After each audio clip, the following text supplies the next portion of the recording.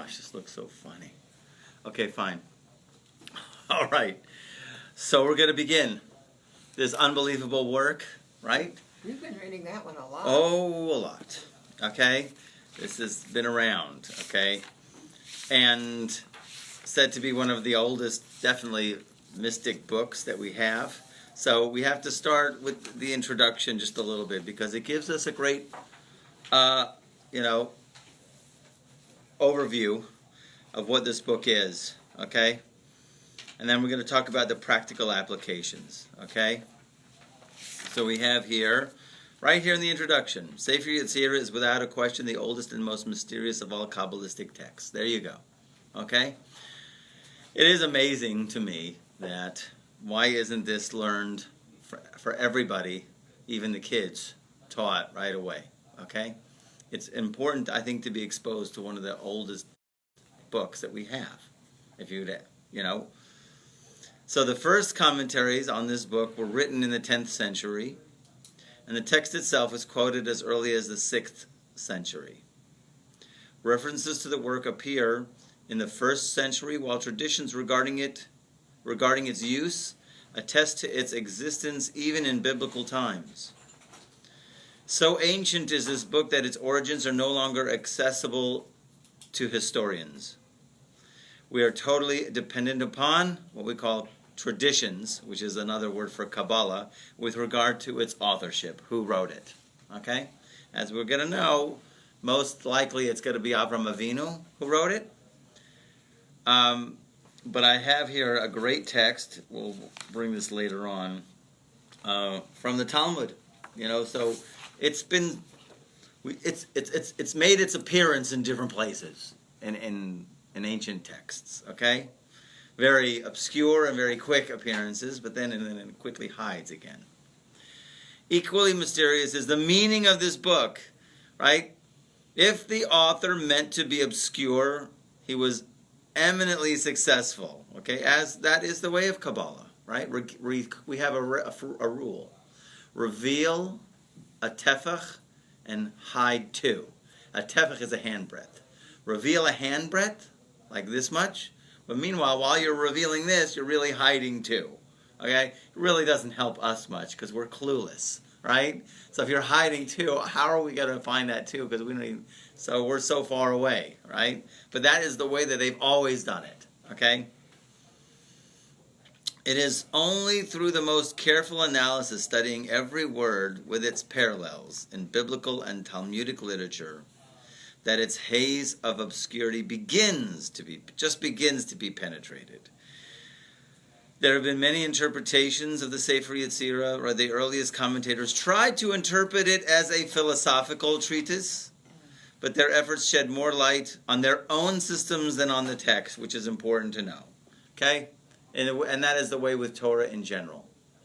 That usually people will look into the text and they project whatever's going on in their own minds, like the ink blot or anything that we experience. They're going to bring to the text what's going on in their minds, but that's really not what we're supposed to be doing. When we're learning Torah, we're supposed to be like shutting ourselves, making ourselves completely blank, and allowing it to present itself to us. Okay?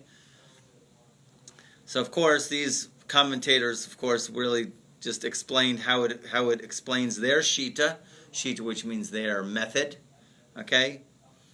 The same is true of efforts to fit it into the systems of the Zohar or later Kabbalist efforts to view it as a book on grammar or phonetics, even more unsuccessful, and certainly not. Grammar okay? and phonetics. Would you believe it? Because you're going to see. You're going to see. You have to, because you're going to see. You're going to get a great overview, and you're going to go, wow, okay. Because there's only really 6 chapters. It's 6 little chapters, right? And there's different versions. Something like, 1,200 words or something like that. Not a lot. So it uses the letters, but that doesn't make a book of grammar. Yeah, well, like I say, the grammarists were going to say, oh, it's a good book of grammar, right? And the philosophers are going to say it's a book of philosophy. And this person is going to say it's this. You're going to bring to it, but the point here is for us to be quiet and listen with a different ear. It looks like a An whole inner bunch of ear. breathing exercises to me. What? It looks like a whole bunch bunch of breathing exercises. When We're getting there. You run through Aleph and Bet. Welcome. You might have to share with somebody. Oh, you have a copy. You don't have a copy. Okay. I'm fine. I home I do. All right. Oh, there might be a copy up there, but I don't think so. It's okay, I've got that. Okay, I've got fine. it all. All right. In general, look, this is important, and I've discussed this before. The Kabbalah is divided into three categories: the theoretical, the meditative, and the magical. That's how he calls it, magical. Okay? Interesting. The theoretical Kabbalah, which is in its present form, is based largely on the Zohar, is concerned mostly with the dynamics of the spiritual domain, especially the worlds of the Sefirot, souls, and angels. This branch of Kabbalah reached its zenith in the writings of the Sfat school in the 16th century. It's by the Arizal, and the vast majority of published texts belong in this category. Basically, a map. Okay? A very detailed map of the spiritual realm. That's the theory. The theory of what exists beyond our dimension. Okay? Layers of infinity upon layers of infinity, and they have names to them. Okay? The meditative Kabbalah deals with the use of divine names, letter permutations, and similar methods to reach higher states of consciousness, and as such comprises a kind of yoga. I can't believe that he said that, okay? We don't have much yoga in our tradition, okay? I think we do have we bow in Shemona Esrei, 7 times. Throughout the Shemona Esrei is the only kind of yoga we'll do. If you look in the Mishnah, I think the only other position in prayer was an argument between the house of Shammai and the house of Hillel, because it says you will say these words when you lie down and when you get up. So Shammai took it literally and says, when you say the Shema at night, you must lie down. So in other words, it's a type of like lying down kind of yoga, Shema, get into the oneness and lie down. Lie down and get into the oneness, until Rabbi Tarfon got in trouble because he was in a forest, he lied down, and the thieves came out to chase him, and he barely got out by his life. Therefore, don't lie down in the middle of the forest. There's some sect of Jews who believe that you're supposed to pray like the Muslims, like doing the prayer, that they're right, and we're supposed to be praying like getting down and bowing and all this. They used to kneel back in the day, but the Muslims are Jews. We only do that how many times a year? Once. Rosh Hashanah, Yom When? Kippur. Yom Kippur. Yom Kippur, we do it several times in the service, in the morning service, correct? Yeah. And Rosh Hashanah, once. Also, in the We're repetition. doing the actual Muslim dua. The We get one chance. It's one shot. It's pretty heavy. And I don't know the reason why we kind of don't do that anymore. I know that usually the reason why we don't do that anymore, predominantly, is because if they get into it too much, that's when we go, this is not what it's about. In other words, we're not going to go like that. Because then they're going to look at us, they're going to look at them, and they're going to go, it must be you guys got it from them, and who got it from who? And we don't mess. We do not mess. Okay?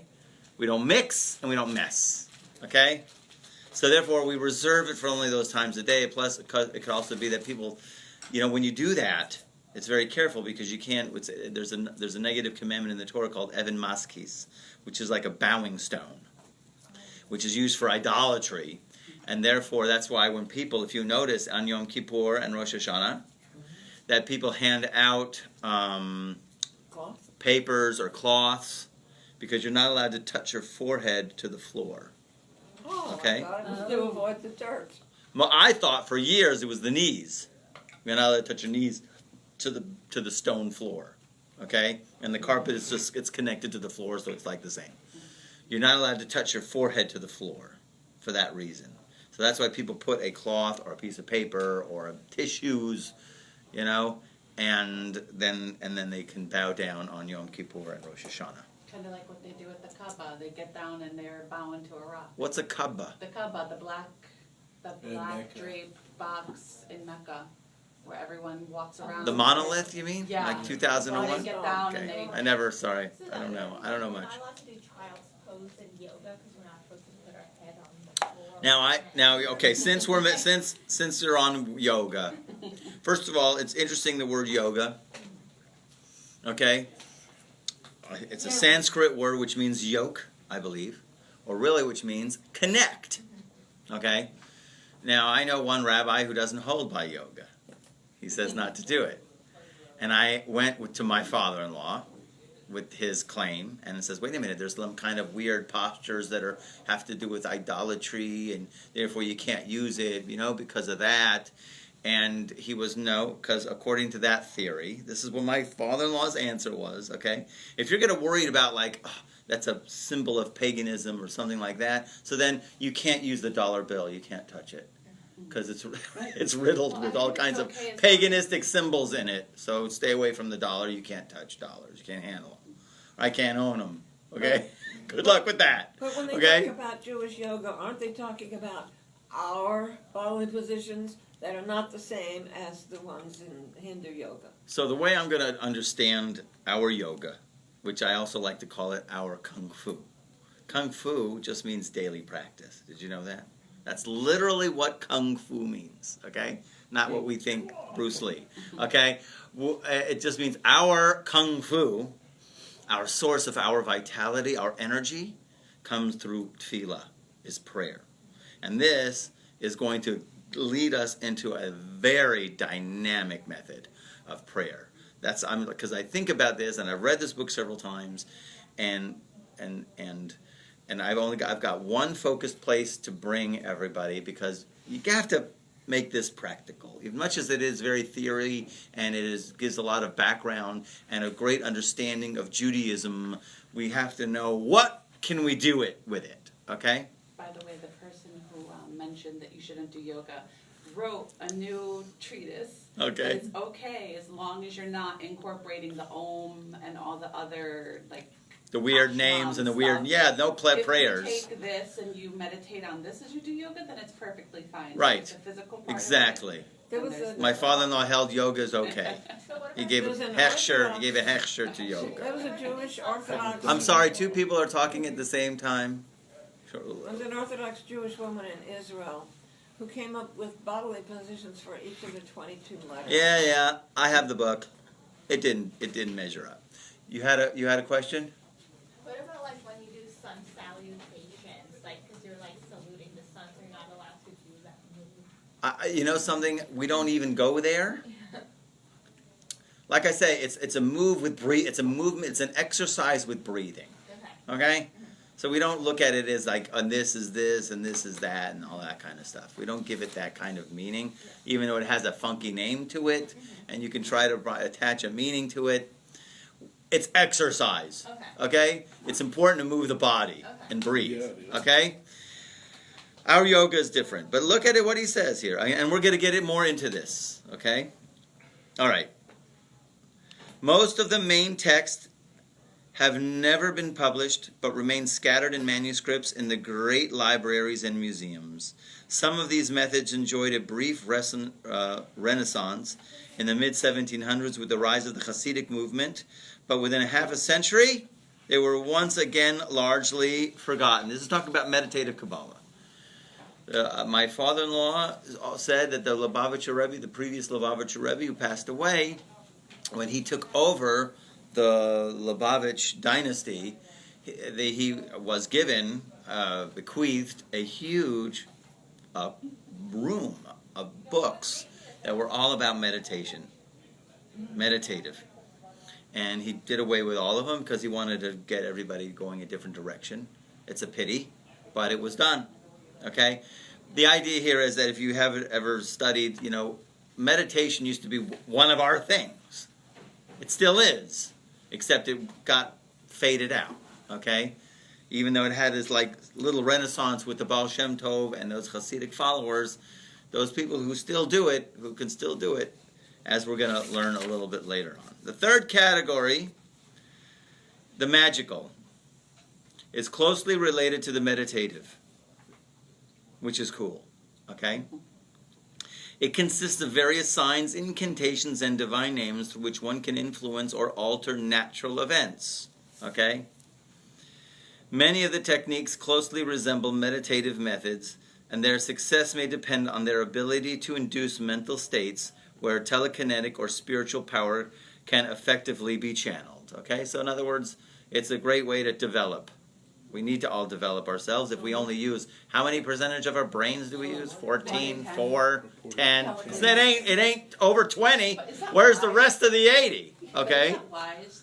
What? You can do that stuff. Is that wise to do? Manipulate nature? It's never Sounds like- advised sounds these like a days problem. to we don't. I'm sorry. I'm just looking at it. Was the word manipulate here? I don't know. It's something You about- pulled that word in. Okay. You have to understand. Influence It's and no. It's Similar. and Not- as not Rabbi Bart manipulate. Tzadok says, it's called creational science. In other words, just like scientists see rules in nature and they're able to make from glass a cell phone, okay? And that's basically what it is, right? They took sand and made a computer out of it, okay? And with the wires and everything like that, we are going to now understand the bottom line of every single thing in creation, and we're going to relate to it in a different way, and you can utilize it. In other words, you can channel, not manipulate, it just manifest things. Use the creative force of things and bring things about. You said glass, and that's the same as silicon. Did I say silicon? No, you Okay. said glass, but glass is silicon. Yeah, Yeah. sand. Yeah. So I have this ability. I'm walking around. I see a dead bird. Poor dead bird. Poop. No, who says you should do that? That's my question. Emunah is everything's meant to be. Okay? But there are certain circumstances. Listen, I'll tell you a great story. Okay? The Bardicheba Rebbe and the Lubavitcher Rebbe. Talk about hundreds of years ago. Okay? Bardicheba Rebbe, Reb Levi Yitzchak. They were needed to go ahead and raise some money to go ahead and do a mitzvah of Pidyon Shavuim. They needed to redeem a captive. You know, sometimes the mean Gentiles would take a Jew and throw him in a dungeon if he wouldn't pay rent. They needed to get money together, and they needed to get it fast, and they were in a rush. Okay? And they got to a place, they needed to get inside the city, to the certain place inside the city to meet some people. And they hit a wall, because the city had a wall, and they needed to go around to the gate to get in. They were going to miss the time. They thought we're going to miss this. We're not going to make it. We're not going to make it in time to meet this guy and get the money. Okay? Or meet these people. So the Bardicheba Rebbe says, no problem. We're going through the wall. And he just starts to go through the wall. And the Lubavitcher Rebbe caught him and he says, no, there's time. We don't need to do that. We'll go around. Okay? So the tzaddikim on the level, they know this is all a game. But they really do want to stick to the rules. I don't know if that answers your question. It does. Okay?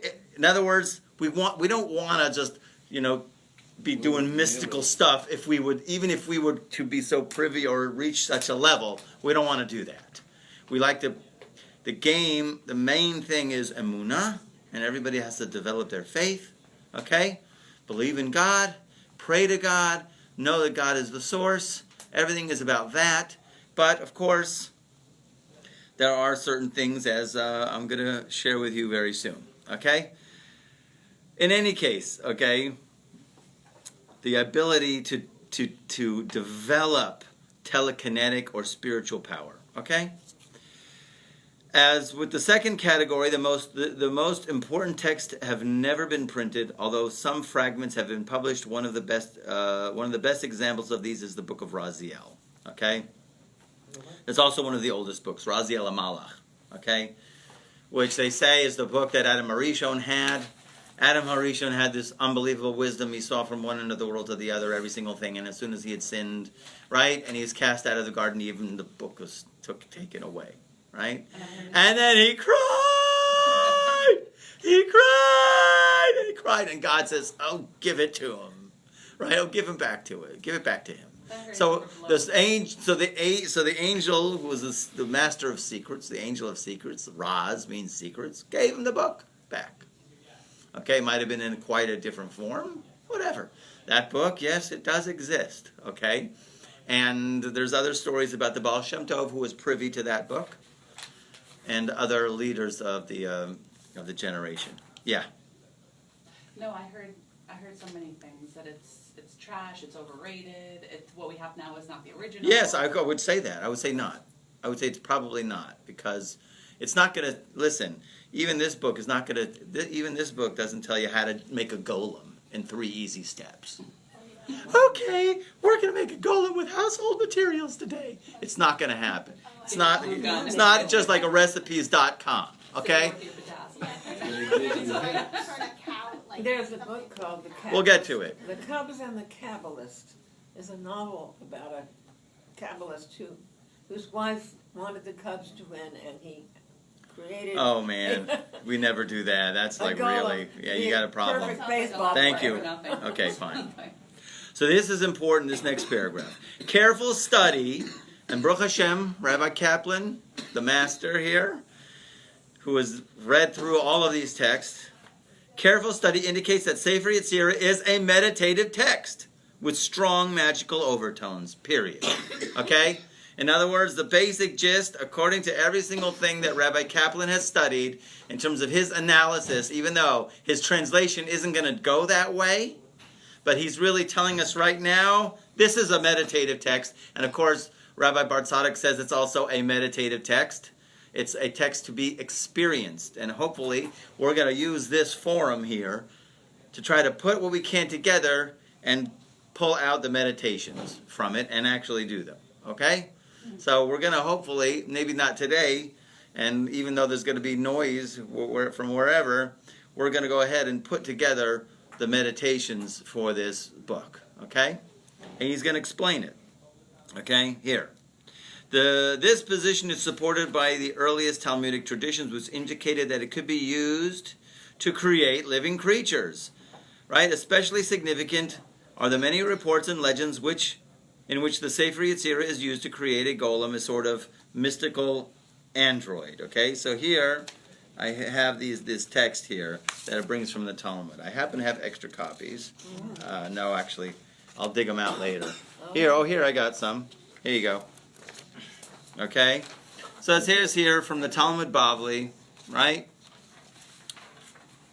Rabbi Hanina and Rabbi Oshia spent every Shabbos Eve in studying the book of creation. Okay? This is just for this line. You don't really need this whole text here. This is, I think, I was explaining. I gave a class on sorcery, right? Rabbi Hanina and Rabbi Oshia spent every Shabbos Eve in studying the book of creation, by means of which they created a third grown calf and ate it for Shabbos. Okay, so every Shabbos, they go, what are we going to eat for Shabbos, boss? Let's do this. Make a calf. Burn it on, and then they got food for Shabbos, okay? Make a cholent, okay? So the book of Curated, the question is, was it fleshig? Did it really taste like flesh, or did it taste like, it was fleshig? Oh, well, that's becoming a real question now. Right? They're going to make a chemical imitation. I don't know if it's chemical imitation. I think it really tastes like chicken. Okay? But it's not from a lot. Here, look at the bottom. Skip this note here and look at the bottom, the bold here. It says, Abaya said, the laws of sorcerers are like those of Shabbos, of Sabbath. Certain actions are punished by stoning. Some are exempt from punishment, yet forbidden, whilst others are entirely permitted. Here you go. White magic. Okay? Thus, if one actually performs magic, he is stoned. If he merely creates an illusion, he's exempt. Here, that's a warning to some of these, there are some Shitas, there are some rabbi lawgivers who say the prestidigitation, the magic that people do is street magic, right? Your David Blaine or whoever, I don't know who was around, Doug Henning, whatever, can't remember. Anyways, it's not necessarily permissible because you're creating an illusion. Even though nowadays everybody knows it's just a fake, right? Nobody really thinks it's real, right? Still, it creates a type of illusion. But he's exempt. Woo. Okay? Yet it is forbidden. Okay? There are shitas that holds that, as a job, don't be a magician. Whilst what is entirely permitted, that was performed by Rabbi Hanina and Rabbi Oshia, who spent every Shabbos Eve in which they made a third grown calf and ate it. That's permitted. Okay? Doesn't say it's a mitzvah, but it's permitted. Okay? You mean What's sleight of hand is not okay, but creating a calf is? Isn't that bizarre? It's like, what? What? What's Right? the intentions of it? I think we got a next. We have to get here. We'll get to that. That's nice string art. That's the string Actually- art. We used to do it in high school. Well, it's more than that. I wrote, but we'll keep going. I don't want to. We'll do this. Okay. Chemistry? No. She said string art. It reminds me of the string art. Okay, anyways. Okay. So here, going on here, the methods of Sefer Yetzirah appear to involve meditation, and it is highly possible that it was originally written as a meditative manual. A major 12th century philosopher thus states that it does not contain philosophy but divine mystery. This comes across very clearly in the commentary of one of the greatest Kabbalists, Yitzchak Sagi Nahar, which is really Yitzchak the Blind, who stresses the meditative aspects of the text. Okay? And we're going to get into him. We're going to draw from him. Okay? Was he really blind? Yes, Sagi Nahar actually is a nice way of saying blind. Sagi Nahar literally means enough light. A lot of light. Okay? It is also particularly evident in a very ancient manuscript of Sefer Yetzirah dating from the 10th century or earlier. The introductory colophon states, "This is the book of letters of Abraham our father," which is called Sefer Yetzirah, which literally means book of formation. And when one gazes tzafa into it, there is no limit to his wisdom. As we shall discuss in our commentary, right? The Hebrew word tzafa does not denote mere physical gazing, but meditative insight. This very early source would therefore support the position that Sefer Yetzirah was meant to be used as a meditative text. Okay? The commentaries which treat Sefer Yetzirah as a theoretical text read much of it in the third person. As we're going to see in the text, it says he combined, or he formed, like God formed, or God combined the letters, and the like. According to this reading, the text is referring to God's creation. In many cases, however, the grammatical form more closely resembles the imperative. In other words, the author is telling the reader to combine, you form, as if he was actually giving instructions. In many other cases, the text is unambiguously instructive, as in such passages as we're going to see in chapter 1, if your heart runs, return to its place. We'll all see this later on. And understand with wisdom and be wise with understanding. We'll get to the understanding of those texts. Rather than have the text oscillate between the third person and the imperative, it would certainly be more logical to read it all in the imperative. Okay? That's what he really wants to do, but he doesn't. Okay? The Sefer Yetzirah thus becomes an instruction manual for a very special type of meditation. By the way, there was a rabbi who was talking with Rabbi Kaplan, right?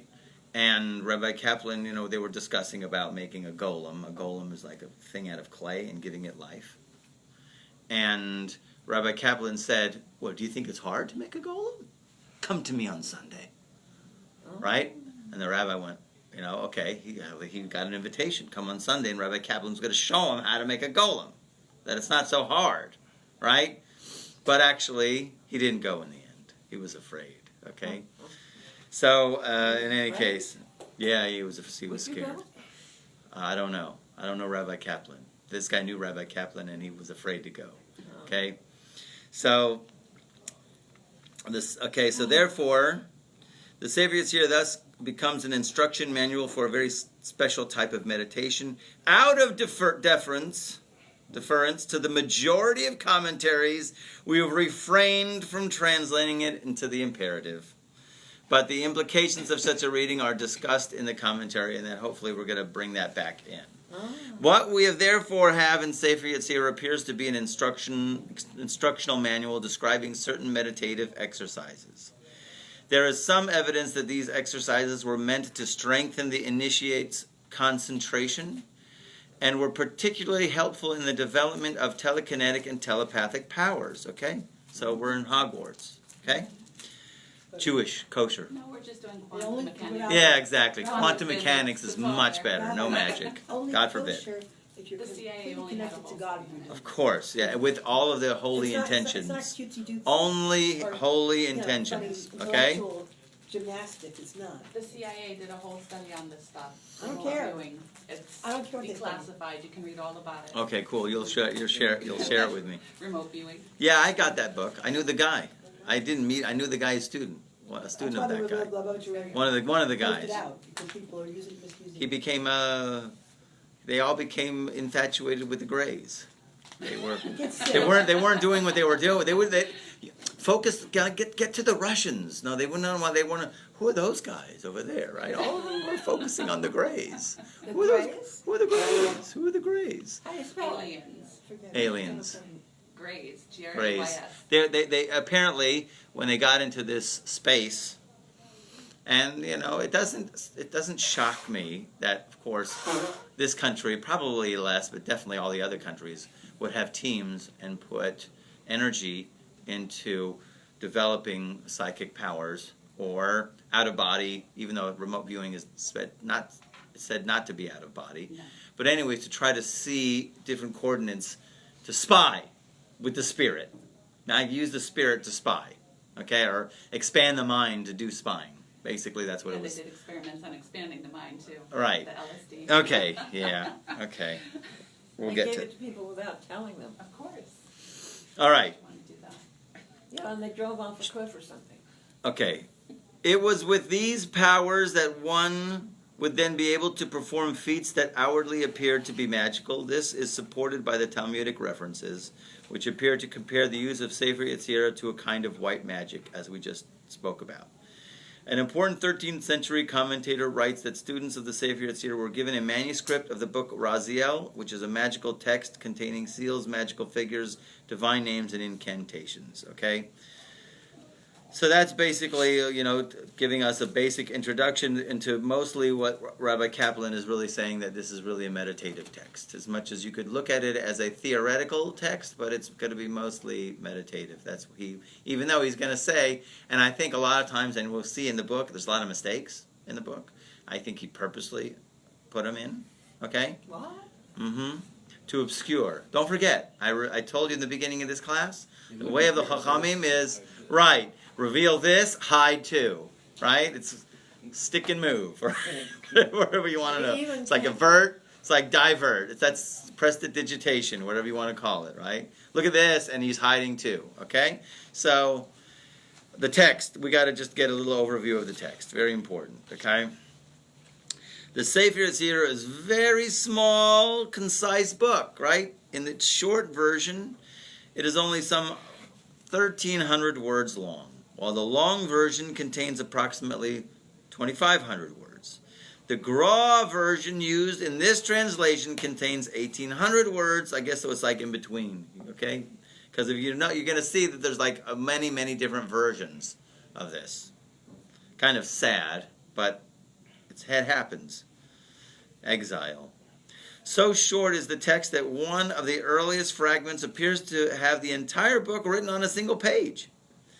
Right? There is speculation that the original source may have contained as few as 240 words. Okay?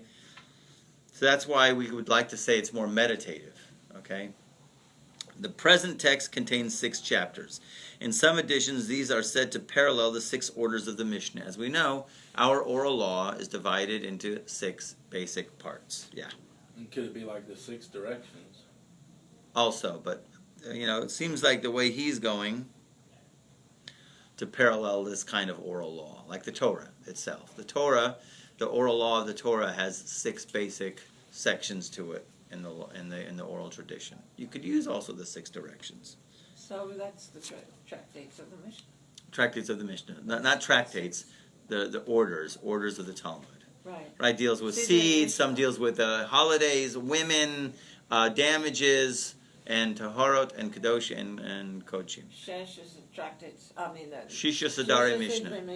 They're very dynamic, and also deals with the 6 directions, which also deals with Zeir Anpin, which is the 6 extremities, which is the 6 Sfirot before Malchut. There you go. Okay, it's all the same. Yeah, it's all the same. They're all just it's all the same format. When you get inside, and you're inside, you see how, okay, 6 always comes and always means that, and is always indicative of Zeranpin, okay, small face, okay, which is Ein Sof for us, okay.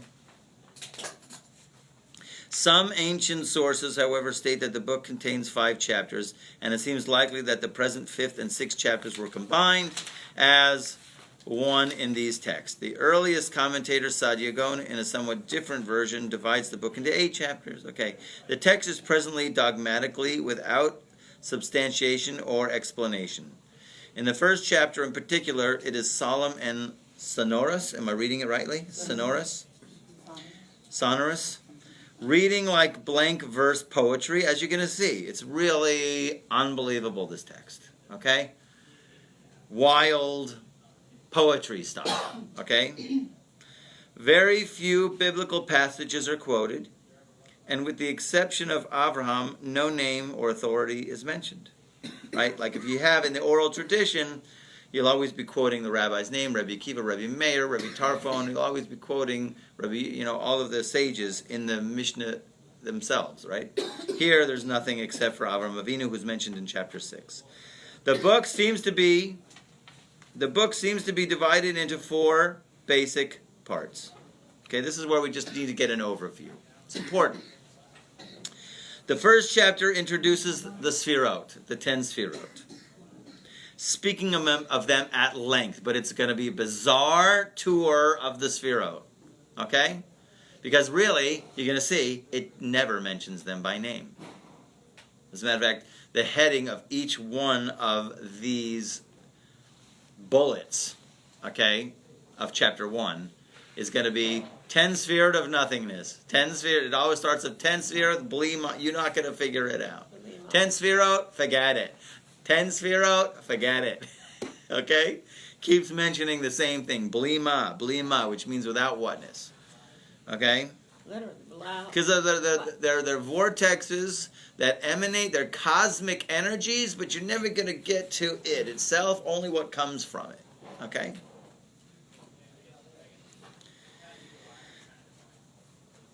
After this, however, there is no mention whatsoever of the Sfirot. In other words, past the first chapter, there's no mention of the Sfirot in subsequent chapters. This had led to some speculation that Sefer Yetzirah might actually be a combination of 2 or more earlier texts. You see, we really got it in piecemeal.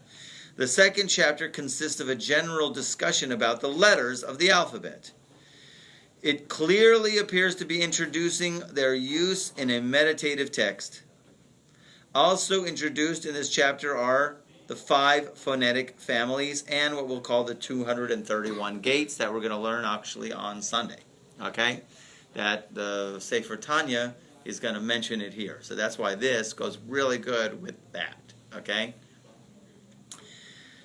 So the 5 phonetic families obviously is a kind of a far out thing of, we have a voice and we can project a voice. We can go, ah. And then when we want to speak, of course, it's cut in basically 5 different places in our mouths. Okay?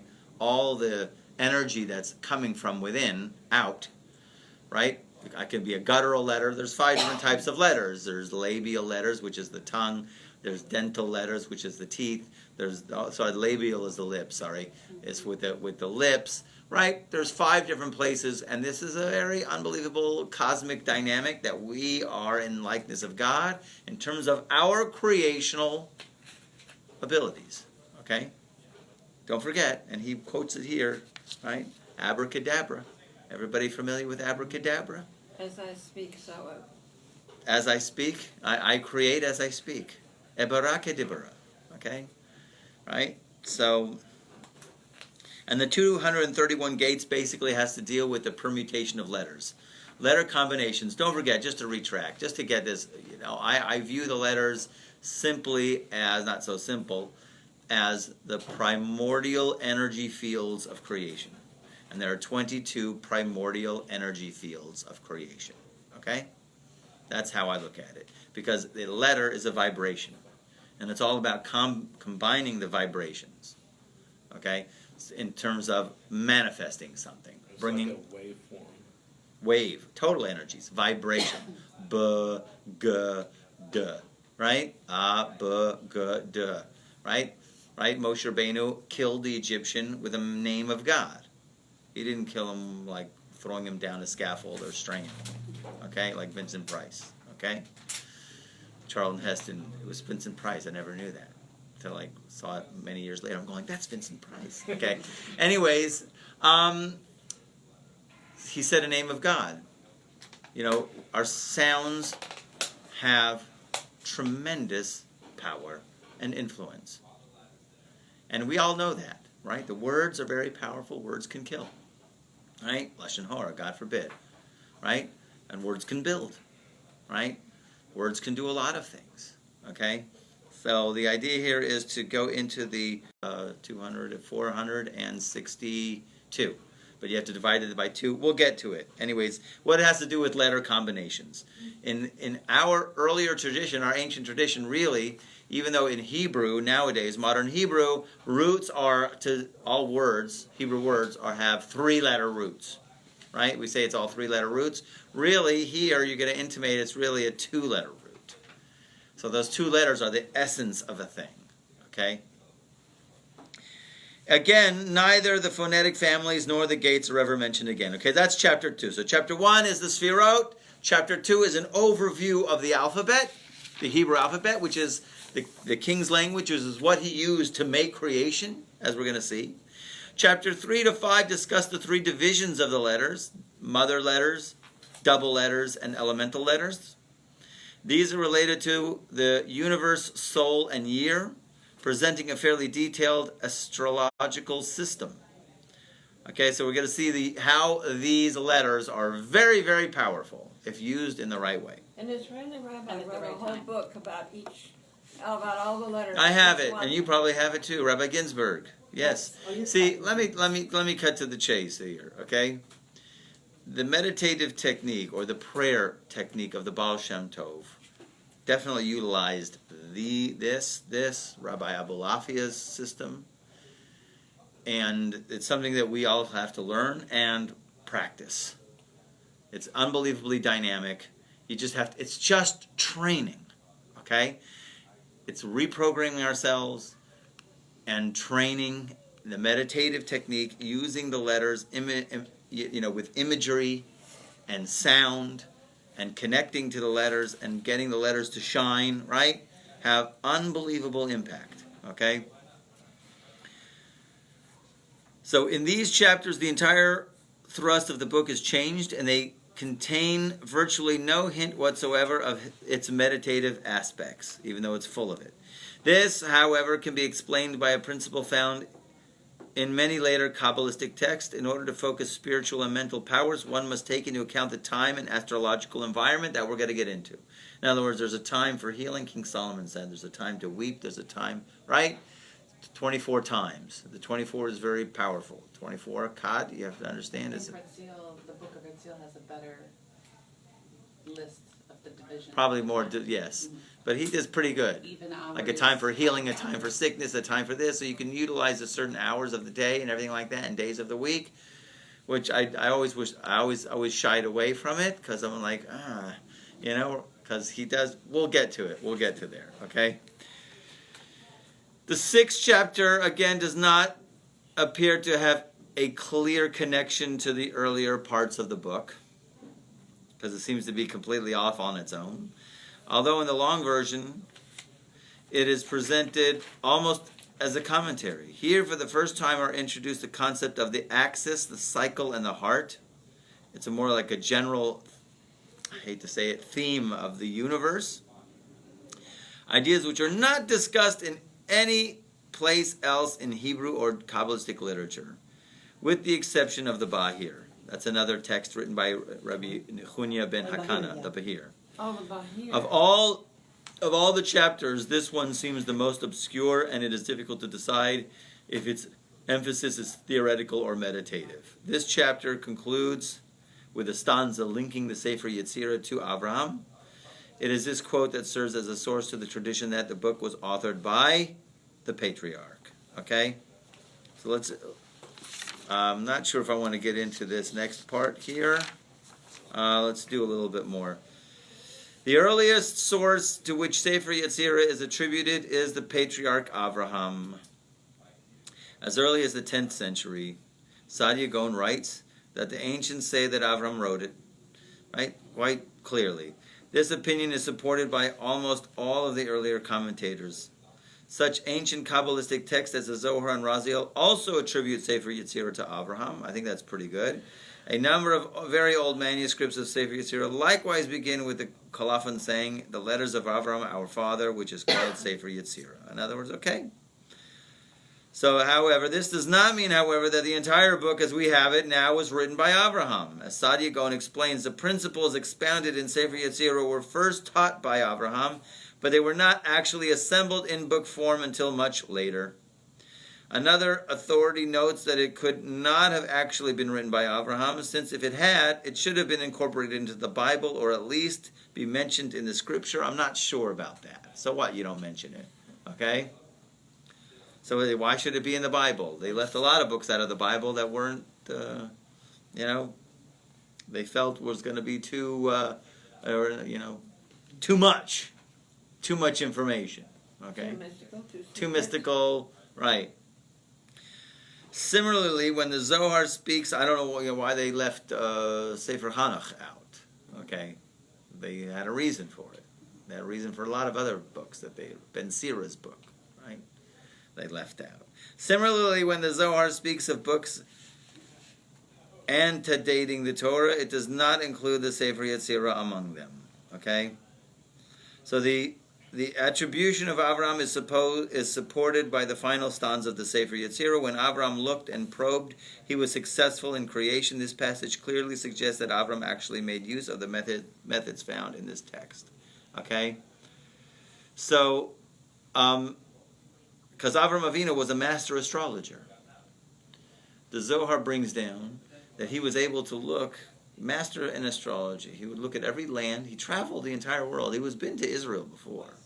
Before he was told, move to Israel, right? He traveled all over and he studied every single land, and he studied the astrological power that oversaw that land. Each land had an astrological power over each land. And he figured it out. He knew it. Like this land is great for wheat, and this land is good for grapes, and this land is good for this, or this land and this. And he knows because each land grows people, you know. Did you know that? They grow people. A mentality. If you'll notice, right, Rabbi Nachman brings it down. Certain places, they grow a certain mentality of people. They think a certain way. East Coast, West Coast, it's pretty obvious. Okay. Why are people from the north so much colder than people from the south? Like they're more distant. I always thought it was the climate.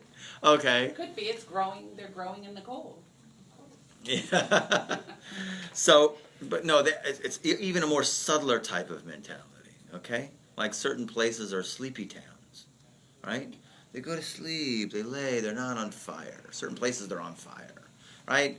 Some places, they're prone to doing things in different inclinations. Every land. Anyway, so Avraham Avinu, he saw all of this. He had it all down. And when he got to Israel, all of a sudden, all of his instruments went haywire, and he couldn't figure it out.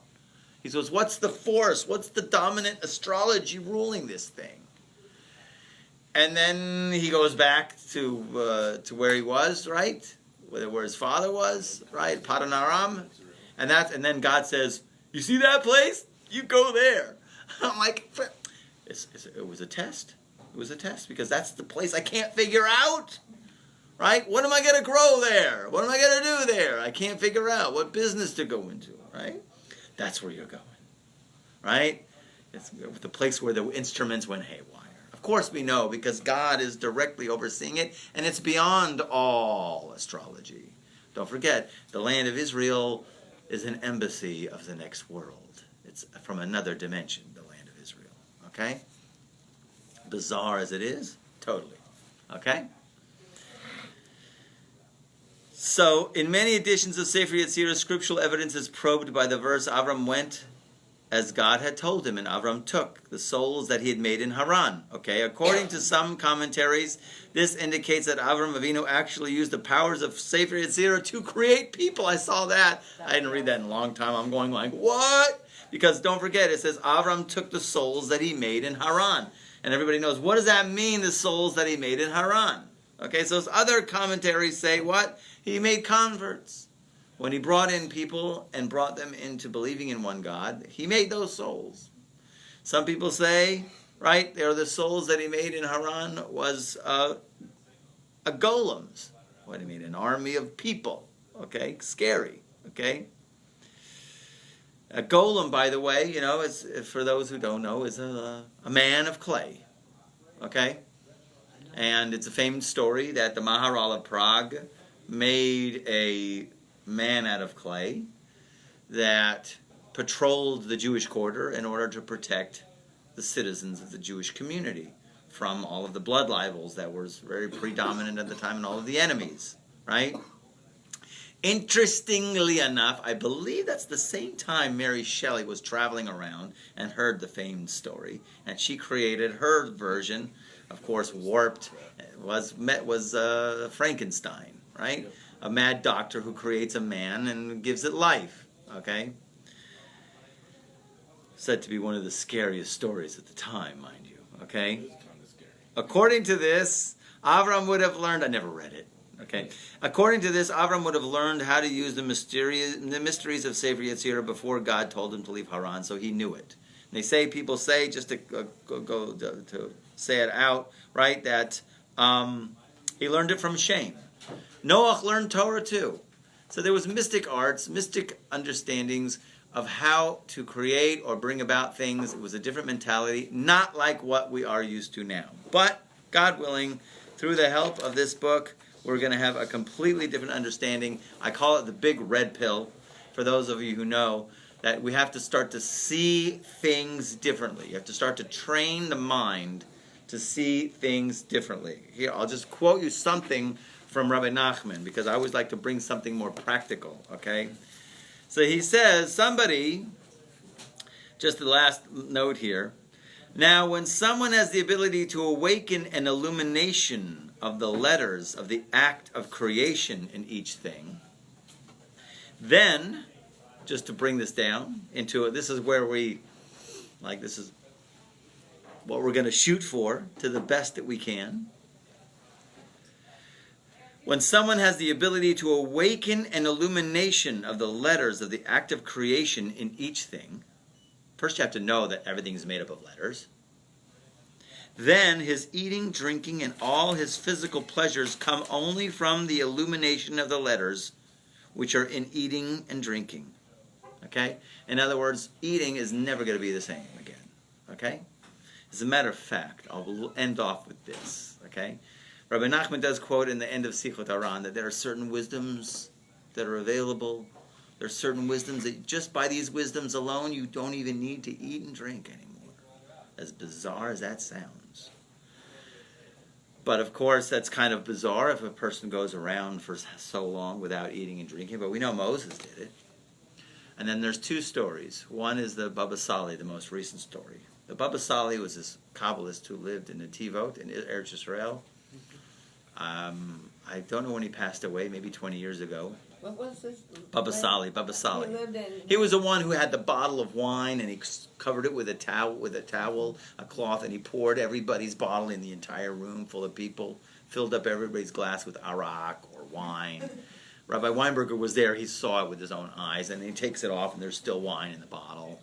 What was the scene? Like go figure. Okay, well that's chapter 7. We'll get there. So lowly. In any case, I knew the nephew of the Baba Sali. His name was Professor Amram Abu Chatzera. And Professor Amram, who was a doctor, a natural doctor, wasn't a classic doctor. He was a classic doctor, but he went into more holistic. And he would come and visit his uncle, and the wife of Baba Sali, this old woman, would go to him and go, "You got to do something about my husband. You got to talk to him." Right? She's talking about the Baba Sali here, There's like a 4-hour wait to get to see him to get a bracha, right? You got to talk to him. And he says, why? He only eats a half a cooked carrot in the morning and a half a cooked carrot in the evening, and he's up all day doing stuff. Right?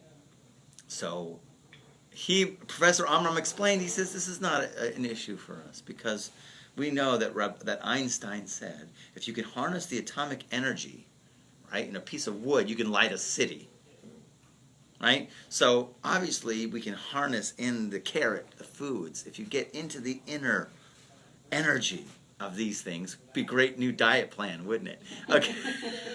It's called the cooked carrot, the Baba Sali diet. Here you go. Okay. Step one. We got the new Baba Sali diet, right? Any case, because you can harness the spiritual energy, and it's enough for you, okay? So the idea here is to train us to see beyond the physical. Once again, it's all part of that. And you got to keep on it. You got to keep on it, because what happens as soon as we leave this class, we get caught right back into the world again. Okay, we'll end off with this. But if you do meditate